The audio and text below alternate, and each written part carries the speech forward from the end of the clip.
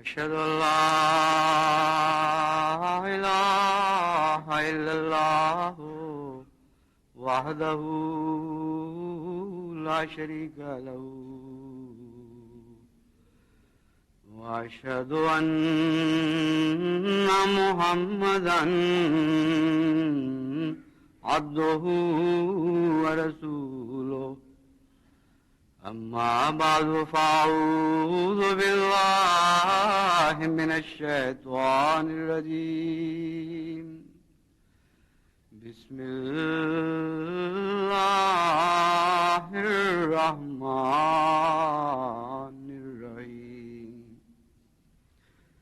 الحمد لله رب العالمين الرحمن الرحيم مالك يوم الدين إياك نعبد وإياك نستعين اهدنا الصراط المستقيم صراط الذين أنعمت عليهم غير المغضوب عليهم ولا الضالين الذين يبلغون رسالات الله ويخشونه ولا يخشون أحدا إلا الله وكفى بالله حسيبا.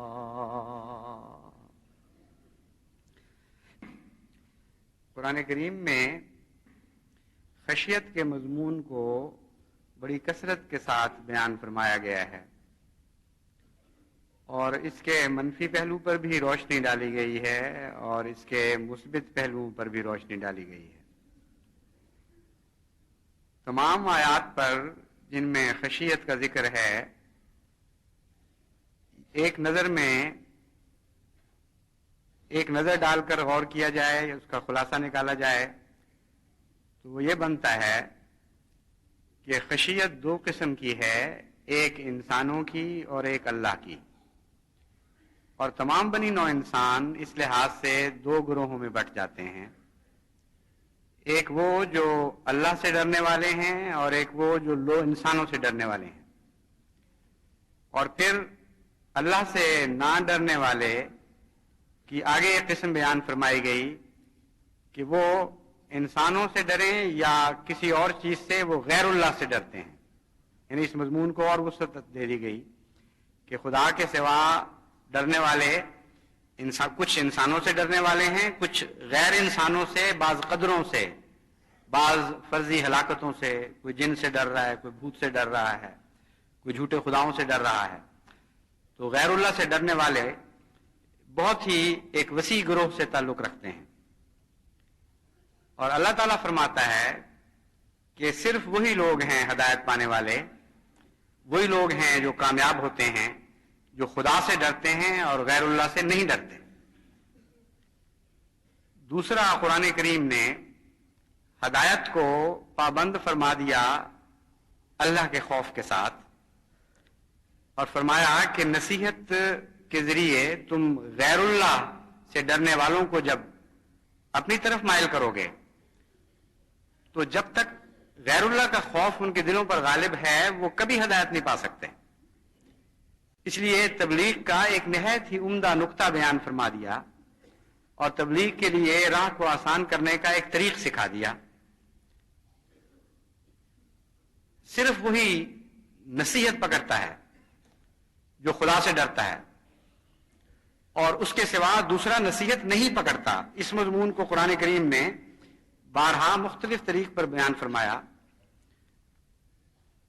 سَيَذَّكَّرُ مَن يَخْشَىٰ، جیسا کہ فرمایا إِلَّا تَذْكِرَةً لِمَن يَخْشَىٰ، کہ اے محمد صلی اللہ علیہ وآلہ وسلم، تو نصیحت تو کرتا ہے اور کرتا رہے گا، لیکن تیری نصیحت سے فائدہ وہی اٹھائے گا جو خوف خدا رکھتا ہے۔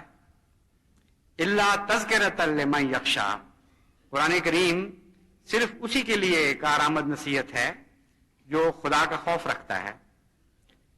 تو اس مضمون کو مختلف رنگ میں قرآن کریم میں مختلف جگہوں پر بیان فرمایا گیا ہے۔ تو خدا کا خوف رکھنے والے جب اپنے دائرے کو وسعت دیتے ہیں اور بے خوف لوگوں کو یا خدا کے غیر کا خوف رکھنے والوں کو اپنی طرف بلاتے ہیں، تو اس وقت خدا تعالیٰ یہ نقطہ سمجھا رہا ہے کہ پہلے خدا کا خوف ان کے دل میں پیدا کرو، پھر وہ ہدایت پائیں گے، پھر وہ تمہاری نصیحت سنیں گے۔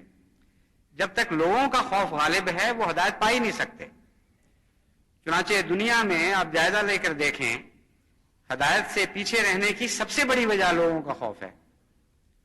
بعض دفعہ قوموں کی قومیں دلوں میں قائل ہو چکی ہوتی ہیں اور تسلیم کر لیتی ہیں کہ سچائی ان کے ساتھ ہے، لیکن چونکہ غیر اللہ کا خوف غالب ہے اس لیے وہ ہدایت پر آمادہ نہیں ہوتی، جرأت نہیں پاتی کہ وہ ہدایت کو اختیار کریں۔ خوف ان معنوں میں ایک میگنیٹ کا کام دیتا ہے، ایک مقناطیسی قوت رکھتا ہے۔ یہاں جو خوف کا مضمون ہے وہ دھکیلنے کے معنوں میں نہیں ہے بلکہ کشش کے معنوں میں ہے۔ مقناطیس کی دو قوتیں ہوتی ہیں، ایک ریپلشن کی یعنی وہ دھکا دیتی ہے، اور ایک قوت جاذبہ ہے جو کھینچ لیتی ہے۔ تو اللہ تعالیٰ فرما رہا ہے کہ خوف بھی بعض دفعہ قوت جاذبہ کا کام کرتا ہے اور بعض دفعہ قوت دفاع کا کام کرتا ہے، دھکیلنے کا کام کرتا ہے۔ اور خدا کا خوف ہدایت کی جانب کھینچتا ہے بڑی قوت کے ساتھ، اور غیر اللہ کا خوف خدا سے دور دھکیل دیتا ہے اور غیر اللہ کی جانب کھینچتا ہے۔ تو جب تک ان مقناطیسی قوتوں کی پولرائزیشن آپ درست نہیں کرتے، جب تک ان کا رخ صحیح نہیں کرتے، آپ کامیاب ہو ہی نہیں سکتے، کیونکہ سب سے زیادہ بڑی قوت جس کا مقابلہ کرنے کی دوسری قوتیں راہ نہیں پاتی، ان کا بس نہیں چلتا، وہ مقناطیسی قوت ہے۔ اور عالم روحانیت میں، عالم دین میں بھی یہ اسی قسم کا سائنسی نظام کار فرما ہے۔ خصوصاً قرآن کریم کے مطالعہ سے تو ہمیں بہت ہی گہرا سائنسی نظام ملتا ہے جس کی تشبیہ ہے عالم ظاہری سے، اور قرآن کا عالم باطنی بھی اس کے مطابق بہت سے گہرے سائنسی مضامین اپنے اندر رکھتا ہے، اسی قسم کے قانون کار فرما ہے۔ تو جو مرض ہو اس کی درستی ضروری ہے، اور مرض یہی ہے ہدایت سے محروم رہنے میں کہ غیر اللہ کا خوف غالب رہتا ہے۔ تو براہ راست مرض کو پکڑنا چاہیے۔ کوئی مبلغ کامیاب نہیں ہو سکے گا جب تک پہلے مرض کو چھیل کر اور صاف کر کے دل سے پاک نہ کرے اور الگ نہ کرے، جھنجھوڑا جائے، ان کو کھل کر بات کی جائے۔ اور یہ وہ ایسی بات ہے جس کے نتیجے میں کوئی منافرت نہیں پیدا ہوتی، کوئی اشتعال انگیزی نہیں ہو سکتی، کوئی شخص یہ نہیں کہہ سکتا کہ اچھا تم خدا کا خوف دلاتے ہو، میں تمہیں جوتیاں ماروں گا یا میں ڈنڈوں سے تمہیں ٹھیک کروں گا۔ اور جب تک خدا کا خوف نہ ہو آپ کی اگلی بات قبول نہیں ہو سکتی، اور جب خدا کا خوف ہو جائے تو خدا کا خوف آپ کے لیے ایک سایہ پیدا کر دیتا ہے امن کا، آپ کے لیے دیواریں قائم کر دیتا ہے قلعے کی، اس قلعے پر حملہ نہیں ہو سکتا۔ تو کتنا عظیم الشان کلام ہے جو معاملات کی تہ تک اترتا ہے اور ہر معاملے میں پھر انسان کی رہنمائی فرماتا ہے۔ اس کے باوجود رسالات جب پہنچائے جاتے ہیں غیر قوموں کو تو کچھ ایسے ہیں جو خوف خدا پر آمادہ نہیں ہوتے، ڈرانے کے باوجود وہ اللہ کا خوف نہیں کرتے اور غیر اللہ سے مغلوب ہو چکے ہوتے ہیں، ان سے بھی واسطہ پڑتا ہے۔ اللہ تعالیٰ یہ نہیں فرماتا کہ جب تک وہ خوف نہ کر لے اس وقت تک تمہیں پیغام نہیں دینا، یہ توجہ دلاتا ہے کہ پہلے خدا کا خوف پیدا کرو تاکہ تمہیں کامیابی نصیب ہو۔ چونکہ اس کا کوئی ایسا پیمانہ نہیں ظاہری کہ معلوم ہو جائے کہ واقعتاً فلاں کے دل میں خوف داخل ہو چکا ہے اور فلاں کے دل میں نہیں ہوا، اس لیے ایسا امکان ہے، کھلا احتمال ہے کہ آپ خدا کا خوف دلانے کے بعد جب بات شروع کریں تو چونکہ خدا کا خوف نہیں اور بنی نوع انسان کا خوف ہے اس لیے آپ کی مخالفت شروع ہو جائے۔ چنانچہ حضرت صلی اللہ علیہ وآلہ وسلم کو یہ تبلیغ کا راز سکھایا گیا اور آپ سے بہتر اس کو کوئی نہیں سمجھتا تھا، اور آپ نے سب سے پہلے خوف خدا کی بات کی ہے، اللہ کی طرف متوجہ کیا ہے، غیر اللہ کا خوف دور کرنے کی کوشش کی ہے، اور اس کے بعد پھر رسالات ربی یعنی اپنے رب کے رسالات کو، پیغامات کو آپ نے پہنچانا شروع کیا. اور چونکہ جیسا کہ میں نے بیان کیا ہے ایک بڑا طبقہ محروم رہ جاتا ہے خوف خدا سے، پھر ان سے خدا کا خوف دلانے والوں کو خوف شروع ہو جاتے ہیں، کیونکہ وہ حملہ کرتے ہیں، وہ برا مناتے ہیں، وہ کہتے ہیں تم اشتعال انگیزی کر رہے ہو، تم ہمارے باپ دادا کے دین کو غلط بتا رہے ہو، اور کہتے ہو کہ یہ درست رستہ ہے، اور بات بات پر پھر وہ زود رنج ہو جاتے ہیں. آپ ان کو نیکی کی طرف بھی بلائیں تو وہ غصہ کرنے لگ جاتے ہیں. چنانچہ قرآن کریم جب فرماتا ہے کہ خدا کا خوف کرو اور غیر اللہ کا نہ کرو، تو یہ معنی نہیں ہے کہ آپ کو خطرات سے بے خبر رکھ کر یہ تعلیم دے رہا ہے. کیسی عظیم الشان سچی اور صاف گو کتاب ہے. بلاتا تو اسی طرف ہے خدا کہ غیر اللہ کا خوف نہ کرو اور صرف خدا کا خوف کرو، لیکن ساتھ یہ بھی بتاتا ہے کہ اس کے نتیجے میں تمہارے لیے خطرات ضرور درپیش ہوں گے. چنانچہ اسی آیت میں جس کی میں نے تلاوت کی ہے اللہ تعالیٰ فرماتا ہے الذین یبلغون رسالات اللہ ویخشونہ، وہ لوگ جو اللہ کے پیغام لوگوں تک پہنچاتے ہیں، ویخشونہ، اور پیغام پہنچانے کی وجہ بھی خدا کا خوف ہی ہوتا ہے. وہ خدا سے اپنے لیے بھی ڈرتے ہیں لیکن ان کے خوف میں خود غرضی نہیں پائی جاتی، وہ غیروں کے لیے بھی خدا کا خوف کھانے لگ جاتے ہیں. چنانچہ قرآن کریم میں دوسری جگہ ایسے فرشتہ صفت انسانوں کا ذکر ہے جو غیروں کے لیے استغفار کرتے رہتے ہیں، اور عالم ملائکہ میں ایسے ملائکہ ہیں جو اس بات پر وقف ہیں کہ وہ ان لوگوں کے لیے بھی استغفار کرتے ہیں جو امن کے دائرے میں داخل نہیں ہوئے. تو فرماتا ہے کہ یخشونہ، خدا کا خوف کرتے ہیں، اسی لیے تو رسالات پہنچاتے ہیں. اور یہ خوف اتنا وسعت اختیار کر چکا ہے کہ اپنے لیے بھی ڈر رہے ہیں اور غیروں کے لیے بھی ڈر رہے ہیں اللہ تعالیٰ کی ناراضگی سے. فرماتا ہے اس کے نتیجے میں غیر اللہ سے ان کو خوف پیدا ہو جاتے ہیں. یہ عجیب بات ہے کہ جو امن کا پیغام دے رہے ہوں ان کو جواب میں خوف کا پیغام ملتا ہے، جو صلح کی ضمانت دے رہے ہوں ان کو جنگ کا پیغام ملتا ہے. وہ کہتے ہیں اچھا تم صلح کی طرف ہاتھ بڑھاتے ہو اور ہم تمہارا علاج یہی ہے کہ تم سے جنگ کی جائے، تم چاہتے ہو کہ ہم امن میں آ جائیں، اس کا علاج سوائے اس کے کچھ نہیں کہ تمہارے گھروں کے امن برباد کر دیے جائیں. اس مضمون میں داخل ہوتے ہوئے اللہ تعالیٰ فرماتا ہے وَلَا يَخْشَوْنَ أَحَدًا إِلَّا اللَّهَ، کہ اللہ کے خوف کی وجہ سے وہ جب تبلیغ کرتے ہیں تو وہ جن کو وہ تبلیغ کر رہے ہوتے ہیں وہ اس دھوکے میں نہ رہیں کہ یہ چونکہ ڈرپوک لوگ ہیں، بزدل ہیں، اس لیے خدا سے ڈرتے ہیں. اور جو بزدل ہوتا ہے اس کو ڈرایا جا سکتا ہے. بزدل ایک سے ڈرتا ہے تو دوسرے سے بھی ڈرتا ہے. فرمایا کہ یہ ان کی صفت حسنہ ہے، یہ کمزوری نہیں ہے کہ وہ خدا سے ڈرتے ہیں. اور ان کی بہادری کا ثبوت یہ ہے کہ غیر اللہ سے نہیں ڈرتے. کوئی ان کو پرواہ نہیں ہے کہ غیر اللہ ان پر کیا قیامت توڑ دے گا. اور یہاں یہ نہیں فرمایا کہ لوگوں سے نہیں ڈرتے، فرمایا احدن الا اللہ. ان کی اس مضمون کو اور بھی وسعت عطا فرما دی کہ ہم یہ نہیں کہتے کہ وہ تم سے نہیں ڈرتے، وہ کائنات کی کسی چیز سے بھی نہیں ڈرتے جو خدا کی طرف سے نہیں ہے. یعنی ہر اس خوف سے امن میں ہیں جو خدا کے علاوہ فرضی خوف یا غیر اللہ کی طرف سے حقیقی خوف دنیا پر آیا کرتے ہیں. وَكَفَى بِاللَّهِ حَسِيبًا، ان لوگوں کے لیے خوشخبری ہے کہ اللہ کافی ہے ان کے لیے، حساب کرنے والا بھی، ان کا خیال رکھنے والا بھی، نیک نتائج پیدا کرنے والا بھی، ہر لحاظ سے اللہ ان کو کافی ثابت ہوگا. چنانچہ اسی مضمون کو ایک اور رنگ میں بھی بیان فرمایا گیا اور خشیت الہی کو نیکی کی تعریف قرار دیا گیا، اور خدا سے نہ ڈرنے والے اور ڈرنے والوں کے درمیان ایک حد فاصل قائم فرما دی. فرماتا ہے انما یامر مساجد اللہ من آمن باللہ والیوم الآخر واقام الصلاۃ وآت الزکاۃ ولم یخش الا اللہ، کہ ویسے تو مسجدیں سارے بناتے ہیں اور بظاہر آباد بھی کر دیتے ہیں، لیکن محض وہی لوگ ہیں جو عند اللہ مسجدیں بنانے والے اور مسجدوں کو آباد کرنے والے ہیں. من آمن باللہ والیوم الآخر، جو اللہ پر ایمان لاتے ہیں اور یوم آخرت پر ایمان لاتے ہیں. وَأَقَامَ الصَّلَاةَ اور نماز کو قائم کرتے ہیں، وَآتَى الزَّكَاةَ اور زکوٰۃ ادا کرتے ہیں. اور یہ ساری وہ چیزیں ہیں جو ظاہری اعمال سے تعلق رکھتی ہیں. لیکن یہ سارے اعمال قبول صرف اسی صورت میں ہوں گے، اللہ کے نزدیک درجہ تب رکھتے ہیں لم یخشا الا اللہ،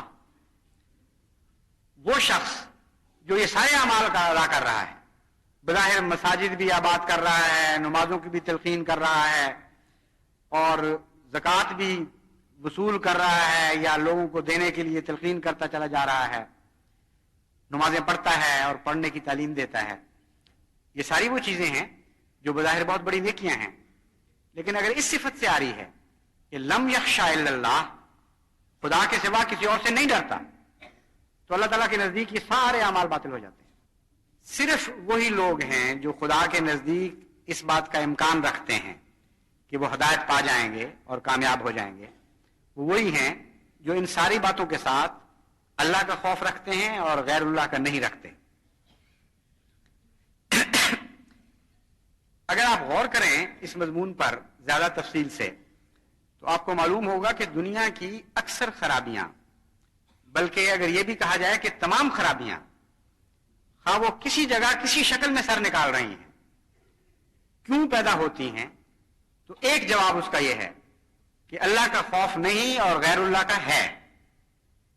جتنے غلط سیاسی فیصلے دنیا میں ہو رہے ہیں، جتنی بڑی تباہیاں آ رہی ہیں، ان سب کا تجزیہ کر کے دیکھیں تو یہیں جا کر تان ٹوٹے گی. چنانچہ بعض ملک اس لیے کہ اپنے ملک کے لوگوں کے خیالات سے ڈر رہے ہیں، یہ فیصلے کر لیتے ہیں کہ فلاں ملک پہ حملہ کر دیں تاکہ توجہ بڑھ جائے. وہ جتنا فساد پھیلے گا، جتنا خون ہوگا، جتنے مظالم ہوں گے، جتنا انسان دکھ اٹھائے گا، اس کی آخری وجہ یہ ہے کہ خدا کا خوف نہیں تھا اور لوگوں کا خوف تھا. اور لوگوں کے خوف بعض دفعہ آنکھیں کھول کر دیکھنے کے باوجود قومی رہنماؤں کو غلط فیصلے کرنے پر مجبور کر دیتے ہیں. اور جتنا یہ خوف بڑھتا جاتا ہے اتنی بے اختیاری ہوتی چلی جاتی ہے رہنما کی. چنانچہ بعض ایسی ڈیموکریسیز ہیں دنیا میں جو عظیم الشان طاقتیں ہیں، اتنی عظیم الشان طاقتیں ہیں کہ دنیا کی چوٹی کی طاقتوں میں وہ شمار ہوتی ہیں، لیکن جب لوگوں کا خوف ان کے سامنے آتا ہے تو ان کے رہنما نہایت بے طاقت اور بے حیثیت ہو کے رہ جاتے ہیں.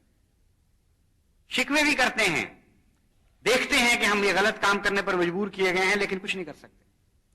چنانچہ کارٹر نے، جمی کارٹر جو پہلے صدر تھے امریکہ کے، انہوں نے اپنے ہم اثر رہنماؤں کے متعلق ایک کتاب بڑی دلچسپ لکھی ہے. اس میں وہ امریکہ کے لیڈروں کی بے اختیاری کا ذکر کرتے ہیں. وہ کہتے ہیں کہ خوف کے نتیجے میں کہ ہمارے عوام الناس کی رائے عامہ کس طرف جا رہی ہے، اگر ہم نے اس کے خلاف کوئی فیصلہ کیا تو ہمارا کیا حشر ہوگا. امریکہ کے بہت سے پریزیڈنٹ یہ سمجھتے ہوئے بھی کہ ان کا یہ فیصلہ امریکہ کے مفاد کے خلاف ہے، وہ فیصلہ کرنے پر مجبور ہو جاتے ہیں. اس کے مقابل پر ایک ایسی قسم بھی ہے جس کو نہ خدا کا خوف ہے نہ بندوں کا خوف ہے. وہ اس قسم سے اس لحاظ سے بہتر ہیں کہ جو بھی فیصلے کرتے ہیں وہ عوام الناس سے نہیں ڈرتے، اپنے ملک کے مفاد میں جو سمجھتے ہیں بہتر وہ کر جاتے ہیں. چنانچہ کارٹر کے نزدیک جتنی بھی اشتراکی دنیا ہے یہ اس قسم میں داخل ہے. وہ کہتے ہیں یہاں کامل ڈکٹیٹرشپ ہونے کی وجہ سے انہوں نے چونکہ رائے عامہ کی پرواہ کوئی نہیں کرنی اور رائے عامہ کو طاقت ہی کوئی حاصل نہیں ہے، جب چاہیں کچل دیں، جس طرف چاہیں رائے عامہ کو رخ موڑ دیں، اور رائے عامہ کچھ اور ہو اور یہ کہیں کہ یہ ہے تو ان کی بات مانی جائے، رائے عامہ کی سنی ہی نہ جائے. یہ کیفیت چونکہ ہے اس لیے وہ اپنے ملک کے مفاد میں بہرحال صحیح فیصلہ کرنے کے مجاز ہیں، اور ان میں ایک طاقت ہے جو ماڈرن ویسٹرن ڈیموکریسیز کو حاصل نہیں ہے. چنانچہ ایک ایسی قسم بھی سامنے آئی جو غیر اللہ کا خوف بھی نہیں کھاتی لیکن اللہ کا خوف بھی نہیں رکھتی. وہ لوگ بھی اگر آپ مزید تجزیہ کر کے دیکھیں تو چونکہ اللہ کا خوف نہیں کھاتی اس لیے ہر مثبت فیصلے میں وہ غلط فیصلہ کر سکتے ہیں اور غیروں پر ظلم کر سکتے ہیں. ان کے منفی پہلو یہ بن جاتے ہیں کہ لوگوں کا خوف رکھنے والے بہت سے مظالم سے بچ جاتے ہیں، اور جو لوگوں کا خوف نہیں کھاتے ان کے لیے رہنما کوئی چیز نہیں رہتی. اس لیے اپنے فیصلوں میں بعض دفعہ انتہائی خوفناک ظالمانہ فیصلہ کرتے ہیں اور بعض دفعہ اپنی قوم کے خلاف ظالمانہ فیصلہ کرتے ہیں. چنانچہ لینن نے جب گولیاں چلائیں نہتے مزدوروں پر جن کے نام پر طاقت حاصل کی تھی اور روٹی کے نام پر ان سے طاقت حاصل کر کے انقلاب برپا کیا تھا، وہ نہتے مزدور خاموشی سے احتجاج کرنے کے لیے جب گلیوں میں نکلے اور روٹی کا مطالبہ کر رہے تھے تو ان پر ظالمانہ طور پر گولیاں برسائی گئیں. اسٹالن نے اپنے زمانے میں لکھوں خواہ آدمی قتل کروائے ہیں، اس لیے کہ بے خوفی کے نتیجے میں بہراروی بھی پیدا ہو گئی، کیونکہ صحیح راستے پر چلنے کے لیے اللہ کا خوف درکار ہے. تو کچھ فوائد بھی ہوں گے انسانوں سے بے خوفی میں اور کچھ نقصان بھی ہیں، اور نقصان اگر بالعموم آپ دیکھیں تو زیادہ ہو جاتے ہیں. اس لیے یہ لوگ بھی مومنوں کے مقابل پر کوئی حیثیت نہیں رکھتے. چنانچہ آپ اور بھی تجزیہ کر کے دیکھیں، ملک کے اندرونی فیصلے، بیرونی فیصلے، جہاں جہاں بھی انسان کا خوف سامنے آئے گا وہاں رہنما فیصلے غلط کرنے پر مجبور ہوتے چلے جاتے ہیں. یہ صرف اور صرف مومن کی شان ہے کہ وہ اللہ کے سوا کسی سے نہیں ڈرتے. جیسا کہ میں نے بیان کیا تھا، یہ فرمانے کے بعد، یہ تجزیہ کرنے کے بعد قرآن کریم پھر مومنوں کو خوب اچھی طرح متنبع کرتا ہے. کہتا ہے جب ہم کہتے ہیں کہ تم ہمارے خوف کے سوا کسی کا خوف نہیں رکھتے تو یہ مطلب ہرگز نہیں ہے کہ تمہارے لیے خوف کے سامان نہیں اکٹھے کیے جائیں گے. وہ تو بہت اکٹھے کیے جائیں گے، آگے بھڑکائی جائیں گی، دھمکیاں دی جائیں گی اور بڑے گہرے منصوبے بنائے جائیں گے کہ تمہیں جس طرح بھی ہو سکے صفحہ ہستی سے نیست و نابود کر دیا جائے.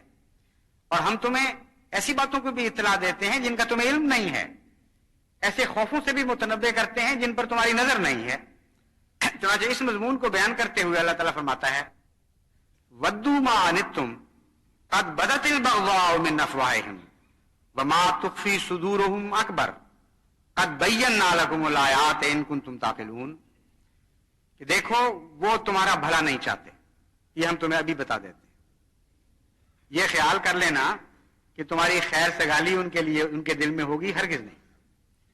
صرف اللہ کا خوف رکھنے والا ہے جو اپنے سوا دوسروں کا بھلا چاہتا ہے. جو خدا کا خوف نہیں رکھتا اور بندوں کا خوف رکھتا ہے وہ عاری ہو جاتا ہے اس صفت سے کہ کسی اور کا بھلا چاہے. قد بدت البغضاء من افواہہم، تمہیں تو صرف ان باتوں کا علم ہے جو اپنی زبان سے کہہ چکے ہیں اور اقرار کر چکے ہیں کہ ہم تمہیں یہ سمجھتے ہیں اور تمہیں یہ سمجھتے ہیں. وہاں تک تو تمہاری نظر ہے. لیکن فرماتا ہے وَمَا تُخْفِي صُدُورُهُمْ أَكْبَرُ، تمہیں نہیں علم لیکن ہمیں علم ہے کہ جو باتیں وہ زبان پر نہیں لائے اور ان کے دلوں میں کھول رہی ہیں وہ اس سے بہت زیادہ شدید ہیں جو وہ زبان سے ظاہر کر چکے ہیں. اس لیے کیسا عظیم الشان کلام ہے اللہ تعالیٰ کا کہ دھوکے میں رکھ کر کسی ضرورت مندانہ قدم کی طرف نہیں بلاتا، بہت کھول کھول کر خطرات سے آگاہ فرما رہا ہے. پھر کہتا ہے اب اگر تم میں ہمت ہے کہ صرف خدا کا خوف رکھو اور غیر اللہ کا نہ رکھو تو آؤ اس راستے پر. اس سے کم درجے کے لوگ مجھے نہیں چاہیے چلنے والے. چنانچہ کہتا ہے کہ تمہیں علم ہی نہیں ہے کہ کتنے خوفناک ارادے ہیں. ہمیں علم ہے لیکن ساتھ پھر یہ وضاحت کرنے کے بعد کہتے ہیں دیکھو ہم نے کھول کر بیان کر دیا بَيَّنَّا لَكُمُ الْآيَاتِ، ہم نے بَيَّنَّا لَكُمْ خوب کھول دی ہیں نشانیاں تمہارے لیے. اب تمہارا فرض ہے کہ عقل کرو. لیکن ساتھ ہی ایک خوشخبری بھی دیتا ہے. فرماتا ہے اِنَّهُمْ يَكِيدُونَ كَيْدًا وَأَكِيدُ كَيْدًا فَمَهِّلِ الْكَافِرِينَ أَمْهِلْهُمْ رُوَيْدًا.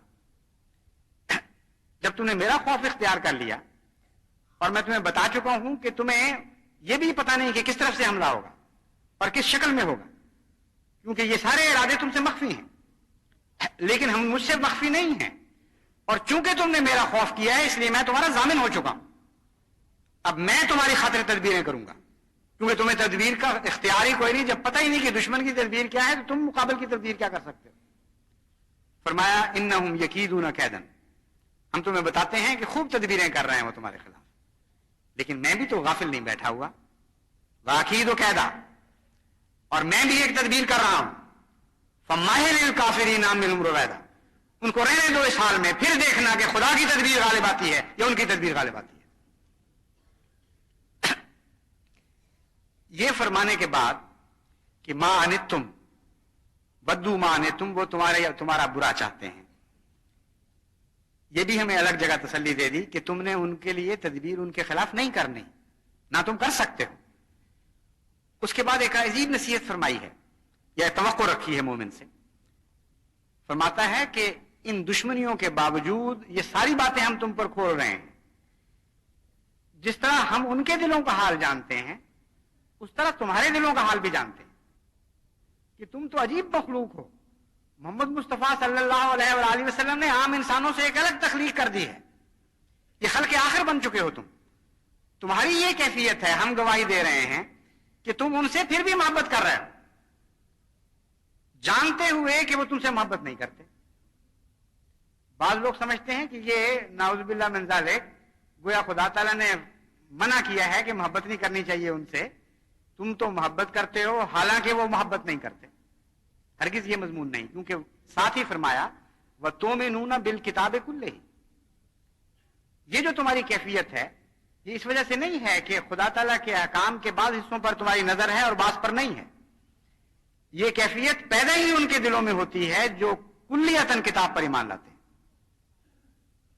کسی ایک آیت کے ایک زیر زبر سے بھی فرق نہیں کرتے. ساری کتاب سارے احکام الہی، سارے اوامر، تمام نواہی پر نظر رکھنے کے بعد پھر جو ان کا دل بنتا ہے، جو شکل اختیار کرتا ہے، یہ ہم بتا رہے ہیں. وہ یہ ہے تحبونہم، ایسے ہو تم لوگ ہو، عجیب و غریب لوگ ہو. تحبونہم ولا یحبونکم، تم ان سے محبت کرتے ہو اور وہ تم سے محبت نہیں کرتے. یہاں پہنچ کر ایک اور بات بھی بڑی کھل کر روشن ہو جاتی ہے کہ دعوے تو سب کرتے ہیں ایمان کے اور سمجھتے ہیں کہ ہم مومن ہیں اور دوسرا نہیں، لیکن علامتیں اتنی مشکل رکھ دی اللہ نے کہ وہ ہر دعوے دار جو سچا نہیں ہے اپنے دعوے میں اختیار ہی نہیں کر سکتا.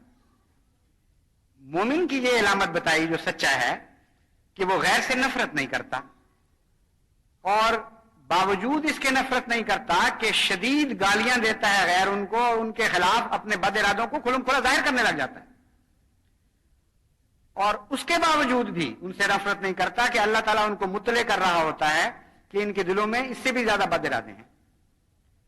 ان ساری باتوں کو بیان کرنے کے مان بات فرمایا، سن چکے ہو نا یہ ساری باتیں اے محمد، اب میں بتاتا ہوں کہ تمہارا اور تمہارے ماننے والوں کے دلوں کی یہ کیفیت ہے کہ اس کے باوجود ان سے محبت کرتے ہو اور محبت کرتے رہو گے، اور اس بات سے بے نیاز ہوگے کہ یہ تم سے محبت کرتے ہیں کہ نہیں کرتے. یہ ہے ایمان والوں کی نشانی. اور جو ایمان نہیں لاتے ان کی نشانی یہ رکھ دی کہ وہ اپنے سے غیر کے لیے نفرت رکھتے ہیں، ان کے لیے تدبیریں سوچتے رہتے ہیں، ان کو نقصان پہنچانے کی کوشش کرتے ہیں اور لطف اٹھاتے ہیں اس بات میں کہ کسی کو نقصان پہنچائیں. تو اس سے بڑی کھلی سورج کی طرح روشن دلیل حق اور باطل میں تمیز کرنے والی ہو کون سی سکتی؟ بس خوشخبری ہو اس جماعت کو جس کے حق میں قرآن یہ دلائل پیش کر رہا ہے. بے نیاز ہو جاتی ہے وہ جماعت غیروں کی زبان سے، اس کو کوئی پرواہ نہیں رہتی اس بات کی کہ دنیا کی کوئی طاقت اس کو کیا سمجھتی. وہ علامتیں جو قرآن نے ظاہر فرما دی ہیں وہ ان کے اعمال میں بول رہی ہوتی ہیں اور تصدیق کر رہی ہوتی ہیں کہ صرف یہی مومن ہے، صرف یہی مومن ہے، صرف یہی مومن ہے اور صرف یہی مومن ہے.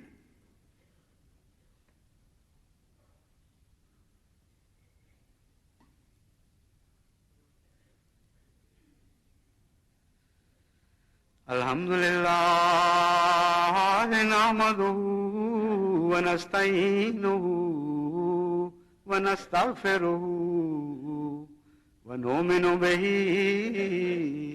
ونتوکل علیہ ونعوذ باللہ من شرور انفسنا ومن سیئات اعمالنا. من يهده الله فلا مضل له ومن يضلله فلا هادي له ومن يضلله فلا هادي له ونشهد أن لا إله إلا الله وحده لا شريك له ونشهد أن محمدا عبده ورسوله. عباد الله رحمكم الله، إن الله يأمر بالعدل والإحسان وإيتاء ذي القربى وينهى عن الفحشاء والمنكر والبغي يعظكم لعلكم تذكرون. اذكروا الله يذكركم وادعوه يستجب لكم ولذكر الله أكبر.